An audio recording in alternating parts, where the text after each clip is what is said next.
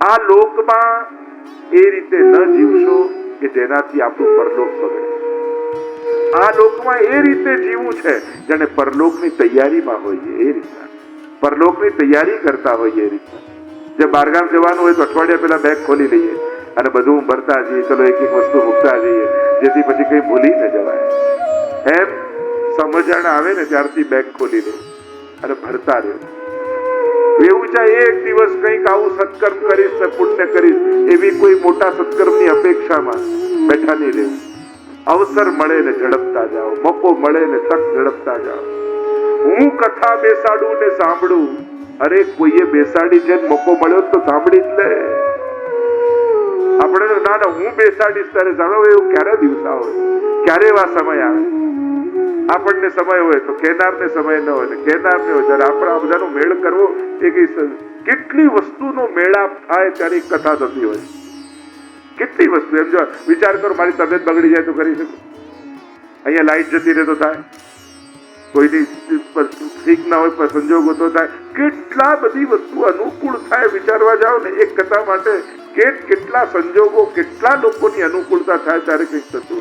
એટલે એટલું જ કહી શકાય કે ભગવાનની કૃપા થાય ત્યારે જ કથા થાય. બાકી આપણું આ બધાનો મેળ કરવો એક સાથે એ સંભવ નથી. આટલા લોકોના બધું હમણાં બેસવાનું અનુકૂળતા છે તો આટલા લોકો બેઠા, નહીં તો આટલા લોકો બેસી શકે. તો આટલા લોકોની બધાની અનુકૂળતા એક સાથે થવી એ તો પ્રભુ કૃપા વગર સંભવ જ નથી. મૂળ વાત એ છે એની ઈચ્છાથી થાય છે. ધર્મ ભજસ્વ સતતમ ત્યજ લોક ધર્મા સેવસ્વ સાધુ પુરુષાન જહી કામ તૃષ્ણા. કામ તૃષ્ણાઓને ત્યાગી સાધુ પુરુષના સંગ કરો.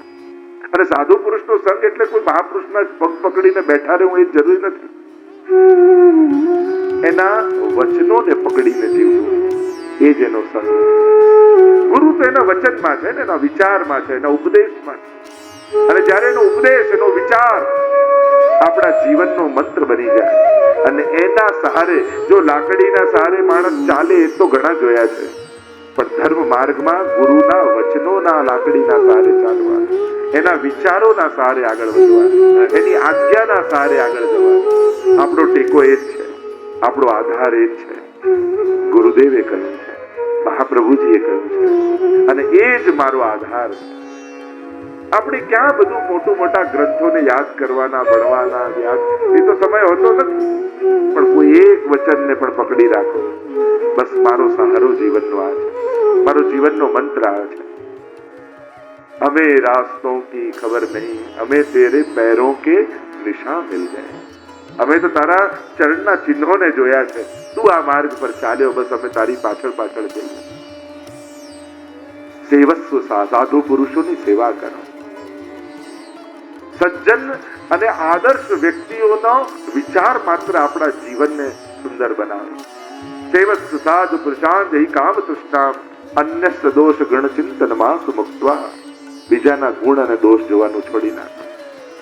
આ સારું, આ ખરાબ, આ બધું મુક્ત થઈ જાય. અમુક સમય થાય સારા ભક્તે સંસારનું વિશ્લેષણ બંધ કરી દેવું છે. કારણ કે તમે વિશ્લેષણ કરવા જશો ને તોય મન સંસારમાં જ રહેશે. આદર્શ વૈષ્ણવ હોય ને એને બહુ સંસારની માથાકૂટમાં નહીં પડવું, સારા લોકોને શોધવામાં નહીં પડવું ને ખરાબના તિરસ્કારમાં નહીં પડવું. જે જેવા છે બરાબર, આમને સુધારવાની જવાબદારી મારી નથી એમ થઈને અલિપ્ત થઈ જાય. કારણ કે બધાની જવાબદારી લઈને ફરશો ને તો પોતાની જવાબદારી ભૂલી જશો. હું મારી જાતને સુધારી લઉં ને એ મારી જવાબદારી છે. કારણ કે હું મારા આત્માનું કલ્યાણ ન કરી શકું તો ક્યાંક હું મારી જોડે દગો કરી બેસીશ. કે જેના કલ્યાણની જવાબદારી ભગવાને મને આપી હતી એ તો નિભાવી નહીં, બીજાને સુધારવા નીકળી પડે. થોડા સ્વાર્થી હોય, પોતાના અર્થને સાધે સ્વાર્થી.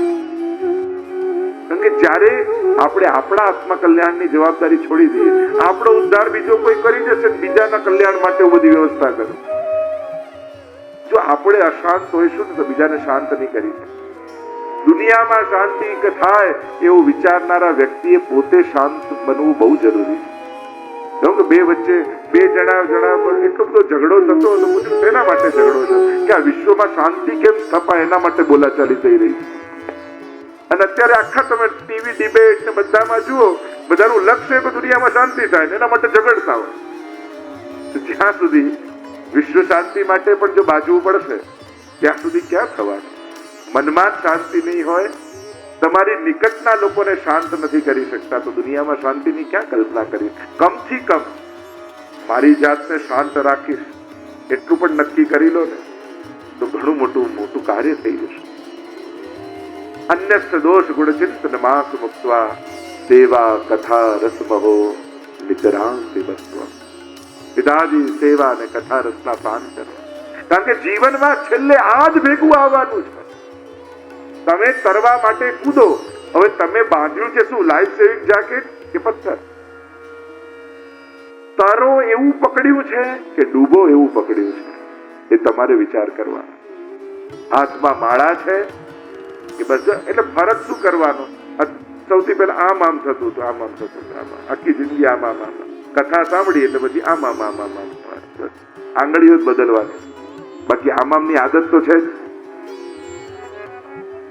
લોકો કે માળા કરતા મન ભટકે, પૈસા ગણતા ક્યારે ભટકાય? એમ તો એકાદ ચૂકી તો નથી ગયો, લાવ પાછું ગણી લઉં. એવું માળા ફેરવો તો એકાદ મણકો ચૂકી તો નહીં ગયો, લાવ બીજી ફેરવી લઉં. આવું ક્યારે થયું? પૈસા ગણતા એમ કે એકાદ ક્યાંક ભૂલી ગયો, લાવ પાછું બીજી વાર રીચેક કરી લેવું, સારું ક્યાંક જતું ના. એમ માળા માટે ક્યારે થયું? એકાદ મણકો કદાચ જતો રહ્યો તો લાવ પાછું રીકન્ફર્મ પાછું કરી નાખું. મૂળ વાત એ જ છે. પકડ્યું છે શું? ડૂબે એવું કે તરે એવું? જન્મ્યા ત્યારથી ઘણો સમુદાય ભેગા કરતા ગયા, પણ જેવા એકલા જન્મ્યા હતા ને, જવાનું પણ એ રીતે જ છે. નિત્ય નિરંતર ભગવત નામ લેતા રહે. આત્મદેવનો ઉદ્ધાર થયો, ધુંધકારીનો ભાગવત કથાના શ્રવણ માત્રથી ઉદ્ધાર થયો. એવા પાપ કર્યા કે ગયામાં શ્રાદ્ધ કર્યો છતાંય ઉદ્ધાર ન થઈ શક્યો. અને ગૌકર્ણજીએ કથા કરી, અને ગૌકર્ણજીના મુખે કથા સાંભળી મુક્તિને પ્રાપ્ત થાય. મોહનું મરી જવું એ તો મુક્તિ છે. ધુંધકારી ઉદ્ધાર પામ્યા. કથા શ્રવણની વિધિ બતાવી. 6 અધ્યાયમાં મહાત્માનું વર્ણન આવ્યું. પ્રથમ સ્કંદે અધિકાર લીલા છે. શ્રીનાથજી બાબાનું જમણું ચરણ છે. 19 અધ્યાયમાં અધિકારીઓની ચર્ચા કરી. મહાપ્રભુજી તો બહુ વિસ્તારથી વર્ણન કર્યું છે. જલભેદ અને પંચપદ્યાની નામના 16 ગ્રંથોમાં વક્તા અને શ્રોતાના લક્ષણો બતાવ્યા. કોણ ઉત્તમ, કોણ મધ્યમ, અનેક પ્રકારના લક્ષણો બતાવ્યા. પણ જો હવે લક્ષણોની ચર્ચા કરવા જઈએ તો હું કહેવા માટે યોગ્ય નહીં રહું, તમે સાંભળવા માટે યોગ્ય નહીં રહું. અને એટલા માટે વક્તા અને શ્રોતાને વિચારવા કરતા આપણે સત્સંગ કરવાનો પ્રયાસ કરીએ.